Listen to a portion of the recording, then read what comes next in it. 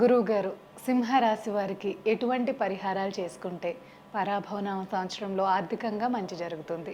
సింహరాశి వాళ్ళకి ప్రధానంగా చూసుకుంటే శనీశ్వరుడు దోషకారిగా ఉన్నారు. శనీశ్వరుడు అంతా కూడా అష్టమ స్థానంలో సంచారం చేయడం వల్ల దోషకారిగా ఉన్నారు. శనీశ్వర దోష నివారణార్థం కాలభైరవ స్వామి అభిషేకాది కార్యక్రమాలు, కూష్మాండ దీపం వెలిగించడం, అమ్మవారి దేవాలయంలో కానీ, మహాకాళి దేవాలయంలో కానీ, కాలభైరవ స్వామి దేవాలయంలో కానీ కూష్మాండ దీపాన్ని వెలిగించడం, ఖడ్గమాల స్తోత్రాన్ని పట్టణం చేసుకోవడం, తైలాభిషేకం చేయడం, శనీశ్వరుడికంతా కూడా నల్లనములు దానం చేసుకోవడం వల్ల శీఘ్రంగా శుభఫలితాలు పొందుతారు. ప్రధానంగా శనీశ్వరుడికి, రాహుకి, కేతు భగవానుడికంతా కూడా జపాలు దానాలు ఆచరించుకోవడం వల్ల శీఘ్రంగా మీకంతా కూడా డిసెంబర్ 5వ తారీఖు లోపల మీరు అనుకున్న పనులంతా కూడా నెరవేరడానికి ఈ సంవత్సరంలో అంతా కూడా కార్యసిద్ధి కలగడానికి ఆస్కారం ఉంటుంది.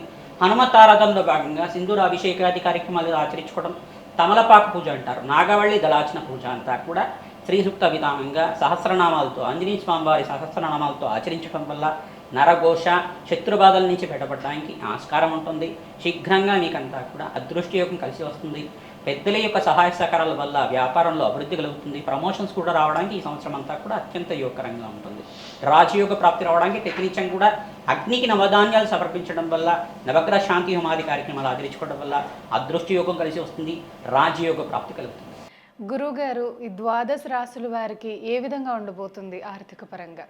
తప్పకుండా శ్రీ పరాభవ సంవత్సరం అనేది దీనికంతా కూడా అర్థం ఏంటిదంటే, పరాభవం వస్తాయని చెప్పేసి అందరికీ కూడా మనస్పర్ధలు కలుగుతాయని చెప్పి, అపవాదాలు కలుగుతాయి, అవమానాలు కలుగుతాయని చెప్పేసి చాలామంది చెప్తున్నారు. కానీ దాని అర్థం అది కాదు.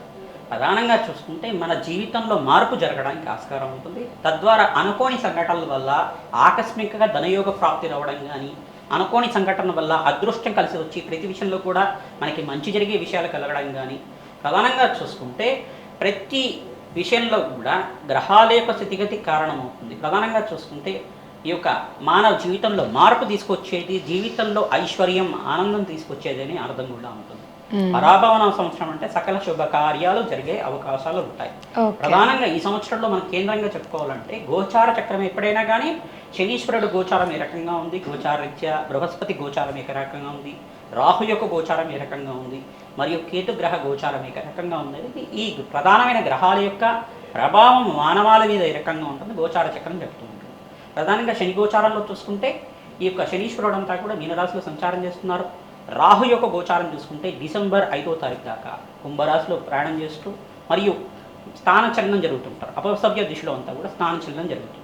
మరియు కేతు యొక్క సంచారం అంతా కూడా సింహరాశిలో సంచారం చేస్తారు డిసెంబర్ 5వ తారీఖు దాకా, మరియు స్థానచలనం జరుగుతుంది. మరియు ఇక్కడ బృహస్పతి సంచారం అంతా కూడా అతిచారంలో మార్పు, మిథున రాశిలో మార్పు చెందుతారు. మిథున రాశిలో ప్రధానంగా చూసుకుంటే జూన్ 1వ తారీఖు నుంచి కర్కాటక రాశిలో ప్రవేశం చేస్తారు. ఈ కర్కాటక రాశి ఏమవుతుందంటే బృహస్పతికి అంతా కూడా అత్యంతమైన ఉచ్చస్థానం, అది బలంగా ఉంటారు. శీఘ్రంగా శుభఫలితాలు రావడానికి ఆస్కారం ఉంటుంది. గురుబలం వల్ల ఏంటిదంటే సంఘంలో గౌరవం పెరుగుతుంది, పేరు ప్రఖ్యాతలు గణిస్తూ ఉంటారు, వంశాభివృద్ధి కలుగుతుంది, సత్సంతాన యోగం కలుగుతుంది, వివాహాది శుభకార్యాలు జరుగుతుంటాయి, గృహయోగము, భూసంపద అంతా కూడా ఎవరి జాతకరీత్యా అయితే గురుబలం ఉందో వాళ్ళకంతా కూడా శీఘ్రంగా ఫలితాలు రావడానికి ఆస్కారం ఉంటుంది.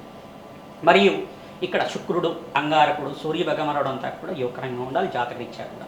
ఈ గ్రహస్థితి ఈ రకంగా ఉంది. మరియు అక్టోబర్ నెలలో కూడా బృహస్పతి సంచారం అంతా కూడా సింహరాశిలో ప్రయాణం చేయడం వల్ల అత్యంత శుభమైన ఫలితాలు పొందడానికి ఆస్కారం ఉంటుంది. ప్రధానంగా దేశ గోచారంలో కూడా మార్పులు జరుగుతుంటాయి. ఈ సంవత్సరం అంతా కూడా వర్షపాతం అత్యంత శుభ ఫలితాలు ఇస్తూ ఉంటుంది. శీఘ్రంగా నైరుతి ఋతుపవనాల సకాలంలో పడడం వల్ల మంచిగా ఈసారి పంటలంతా కూడా 3 నుంచి 4 పంటలంతా కూడా రావడానికి ఆస్కారం ఉంటుంది. రైతులకంతా కూడా శుభకార్యాలు జరగడానికి ఆస్కారం ఉంటుంది. అష్టైశ్వర్యోగం కలగడానికి ఆస్కారం ఉంటుంది. మరియు ఇక్కడ చూసుకుంటే ఇక్కడ ప్రధానంగా ఈ యొక్క ఆర్థికంగా స్థితిగతులు పెరగడానికి ప్రధానంగా బంగారానికి రేట్ ఎక్కువ పెరుగుతుంది.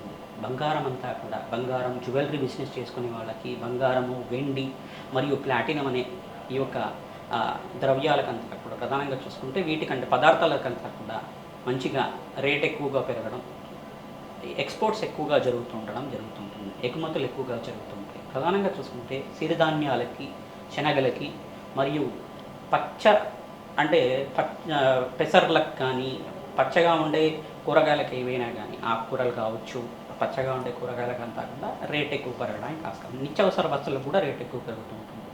దేశంలో అంతా కూడా స్వల్పంగా కొన్ని ప్రాంతాల్లో భూకంపాలు జరగడం కానీ, ఈ యొక్క జలాశయాలు నిండిపోవడం కానీ, అతివృష్టి వల్ల, అతివృష్టి అనేది ప్రధానంగా ఎక్కువగా వర్షపాతం ఎక్కువగా పడటం వల్ల పంటలు నష్టపోవడం కూడా జరుగుతూ ఉంటుంది. దీని నుంచి బయటపడడానికి ప్రణాళికలంతా చేసుకోవాల్సి ఉంటుంది. ప్రధానంగా మేషాది ద్వాదశ రాశుల వాళ్ళకి ఈ గోచార రీత్యా గ్రహాల యొక్క బలం వల్ల శీఘ్రంగా శుభ ఫలితాలు పొందడానికి తగు పరిష్కారం అంతా కూడా విశ్లేషణ చేసి చెప్పడం జరుగుతుంది. గురువుగారు, ద్వాదశ రాశుల వారు ఎటువంటి పరిహారాలు చేసుకుంటే వాళ్ళు ఆర్థికంగా బలంగా ఉంటారు? చాలా చక్కగా వివరించారు గురుగారు. నమస్కారం.